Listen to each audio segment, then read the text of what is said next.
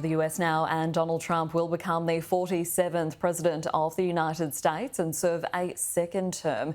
And markets around the world have reacted quickly to the news. To discuss the economic impacts of the US election, I'm joined now by Chief Executive of Fisher Investments, Ken Fisher. Ken, thanks so much for your time. Let's start off with cryptocurrency. Now, Bitcoin surged to record highs on Thursday after the election was called. A Trump administration is expected to take a bit of a softer line on cryptocurrency regulation. What exactly are Trump's plans for cryptocurrency, and what will the likely impact of this be? First, thanks for having me on, Christy. It's great to be able to be with you. This is well misunderstood. Fact is, the Trump administration will have more positive views about crypto, but they won't be able to do much about it, and so it'll be moved into the back burner. The law and the way it works in America, this is A and B. A is overseen by the SEC, B, the CFTC. Both of those are chaired by Democrat appointees whose terms don't expire for 19 months. And they and their other commissioners, who are very balanced and not terribly pro-crypto, particularly not the SEC, will not be changing their policies. And there's not much the Trump administration can do about that. Right, okay. And in terms of stocks, what areas should we be looking at potentially that could benefit from a Trump administration?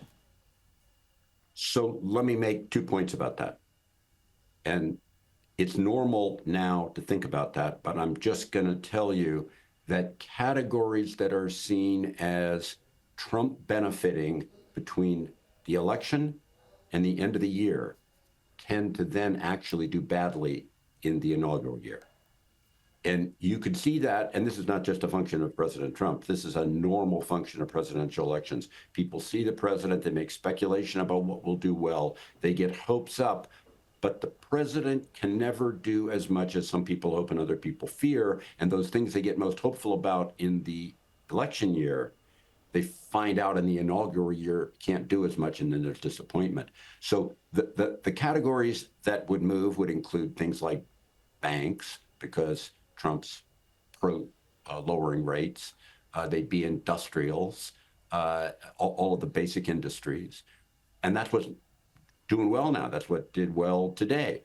But remember that those hopes largely get dashed when you realize there's very little that a president can get through Congress. The House races still aren't settled. There's about 12 still to be done. But when that's all over, few of them will have flipped, and the Republicans will control Congress, the House of Representatives, but by maybe 1 or 2 seats more than they had, or 1 or 2 less than they've had this year, which is not enough for them to get much of anything through. So the message there is to not really get swept up in what's happening at the moment, and rather think about it in more of a long-term perspective. Yep, now, exactly. Yeah. Now, Trump has also said that he'll impose tariffs on all imports, higher tariffs from goods from China. What are the likely flow-on effects globally from that, and potentially for us here in Australia? So again, there's the A and the B. The A is you got to pay attention to what the law says. The president has the power through executive order to impose tariffs to a limited extent. And that limited extent is when it's justified by what effectively is national security interests. It's not hard to envision why that might be applicable to China, like he did in his first administration.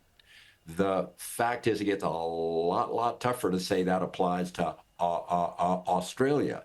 I wore my ASX stock market tie today for you, just because when you get right down to it, I'm going to tell you, an awful lot of members of Congress will not authorize those tariffs against our America's otherwise allies. And so, for example, there's a lot of fear right now in Germany, similarly. Hard to envision Germany's a national security threat to America. Easy to envision for a wide variety of countries. Russia, you can name the ones, you can think about them, but it won't apply to Australia. The effect for Australia is to the degree that the tariffs toward China and a few other countries have negative impacts on Australia, because there's a lot of trade between China and Australia. All right, Ken Fisher, thanks so much for your analysis this morning. We really appreciate it. Love the tie as well. It's Thanks for fantastic. having me.